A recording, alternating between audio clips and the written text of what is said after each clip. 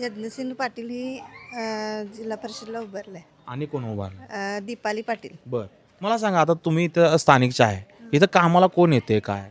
महेश पाटील येतात. एका हाकेवर आम्ही बोलवलं का नाही ते लगेच येतात येतात. किती वर्ष म्हणजे आत्ताच येतात का काय?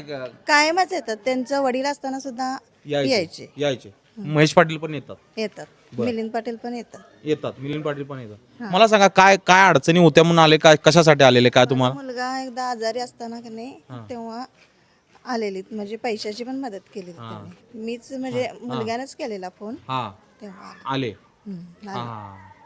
अशा आता हे तुमचा अनुभव झाला, आजूबाजूचे जे आहेत तुमच्या असे त्यांच्या मदतीला उभं राहतात ते राहतात. अनुभव आहे लक्षात राहणारा असा दुसरा शेजाऱ्याचा कोणाचा काय अनुभव त्यांच्या अडचणीला उभा राहिल्यात किंवा काय? उभा राहतात की पाण्याचं आम्ही सांगितल्यानंतर पाणी सुद्धा लगेच बोर मारून दिला त्यांनी. दिल्या की तिने, म्हणजे आता पाण्याची पण जोडणा इथं झाल्या. झालं. मला सांगा, इथले रस्ते दिसत आहेत, इथले रस्ते कोणी केलेत काय? रस्ते त्यांनीच केलेत. म्हणजे अडचणीला उभे राहणारे, समस्या सोडवणारे आहेत. होय. अशाच नवनवीन अपडेट्ससाठी डिजिटल कोल्हापूर चॅनेलला सबस्क्राईब करायला विसरू नका.